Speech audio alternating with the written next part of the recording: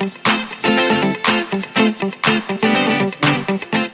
back to the Garden with Joy and Holly radio show. Thank you for being with us today, allowing us to be part of your day. Again, all those coupon codes and product company or the companies that are providing sponsorship for the program, trusted companies. You can find all that out at our parent website, thewisconsinvegetablegardener.com, underneath the Season 9 tab and the Money tab at the top of the page. They are what allows us to be on the radio each week, financially supporting the program so you can hear us.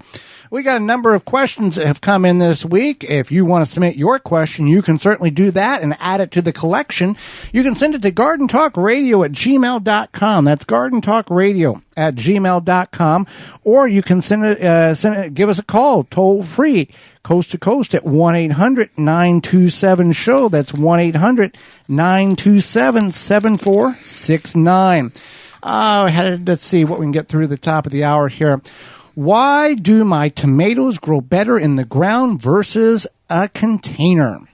All right, so I don't know if this is always true, but there's a few different reasons why they would typically grow better in the ground versus a container, especially if you don't unless you're for some reason growing like one tomato plant in like a whiskey barrel or something.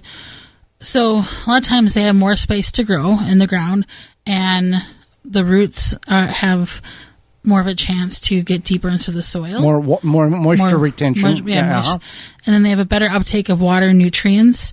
If this is in the ground. Yes. Yeah. And then in the ground also typically better spacing. Temperature too. The temperature as well.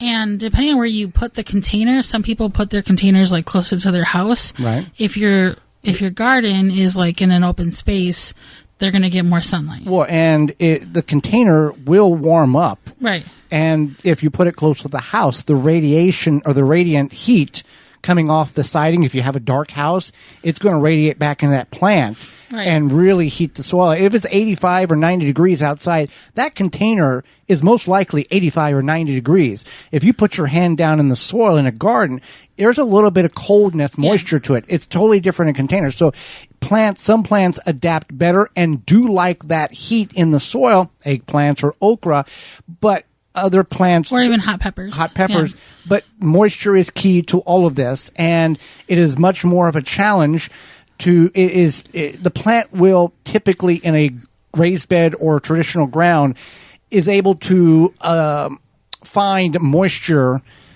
even when moisture is hard to find, in a sense. Then if in a container, when it's bone dry, that's it. The plant's dead or dying, compared to in a ground where there is some moisture available. Absolutely. So yeah, that's a few different reasons why there. So let's see. Here we go. I have early blight on my tomatoes. Can I cut off the affected leaves? If so, how much can I remove off the plant and still have the plant live? General rule, 25%. Yes, you can remove the infected leaves on your early blight tomatoes. 25% of the overall foliage volume. Now, this is the same whether you're doing, if you're harvesting basil leaves, you want to take no more than 25% unless you're going to just rip the whole plant up and let it dry and do its thing. Same thing for a lot of plants. 25 is really a good number because that gives the plant enough leaf structure to continue to grow, but also you can remove the infected leaves. Now, if you're a mathematician and you go, okay, well, there's 29 3/8% of foliage that I need to remove, go ahead and take it off. But about 25%. Sitting there doing some analysis on plant math. All right, so I never. What did you say the other day was with the smoke, the ash from the fires? You were calling it fire dust. Fire dust. Okay. it sounds less invasive that way. Smoke is hazardous to your lungs, but fire dust is. It's like friendly. It's friendly. Yes. Yeah, okay. I've never saved seeds from my vegetables. Do I allow the vegetable to overripe, remove the dry seeds, and store? Yes. Next question. No, yeah, that's really what it is. It's kind of what you do, yeah. I wouldn't say overripe, but like... You want it to get as ripe. Tomato, almost to where it's falling off the vine. Bean, you want it to let it, like if you're growing bush beans, and you want to let the bean completely dry like a hard shell bean on the vine, then remove it. Now, if you're growing pole beans, edible pole beans, and edible pod bush beans, you want to label them because they do have some different characteristics in color, shape. But if you're not familiar, seed as a seed, you're going to need some labeling on that. And with anything, and we've talked about it, and we've had dozens of guests on the program over the last 9 years that say you got to label them because you'll forget. Brassica seeds all look the same. Broccoli, cauliflower, looks, kohlrabi all looks the same. Onions and leeks look the same. There's all types of parsnips. All these things look the same. You got to label them.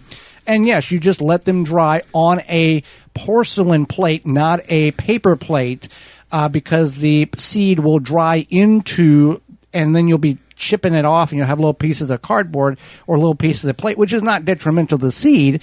But yeah, you want to label them. Let them. Now, the way you want to dry these is tomatoes. We've talked about this. There's a different way of saving the seeds.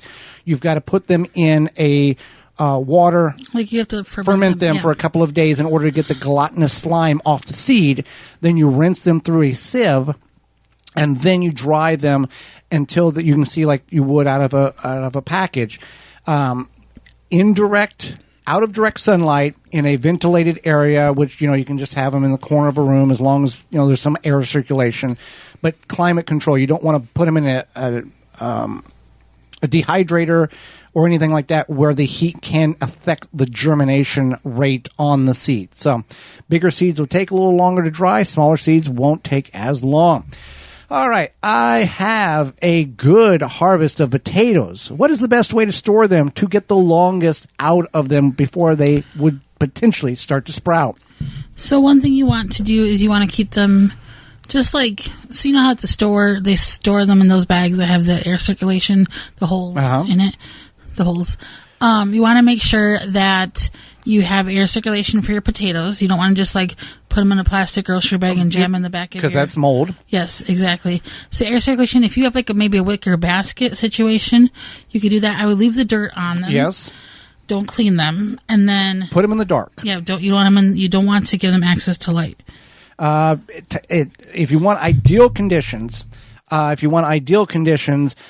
cool, dark, well-ventilated place, ideally 45 to 50 degrees Fahrenheit, and then avoid storing them in the refrigerator because they're going to turn on you. They're not going to be good. They're going to be mushy. They also go through some weird starch process if you store them in the fridge, so you don't want to do that. Yeah. So there it is, and there's a lot of good videos online that will kind of give you more of a direct, here's what would be best to do that. How can I figure out what kind of apple tree I have? I also have one more apple tree.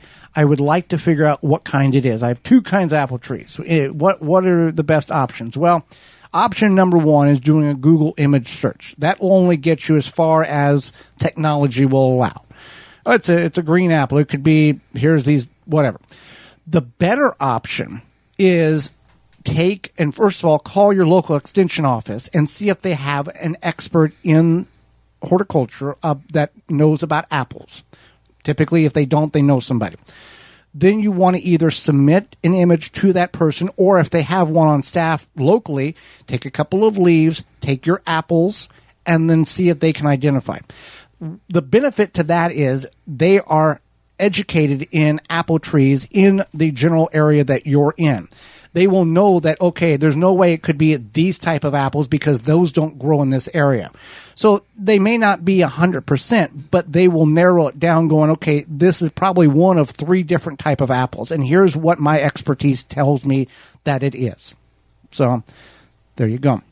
And you can do this with pears. You can do this with a variety of different trees, fruit trees, that type of thing.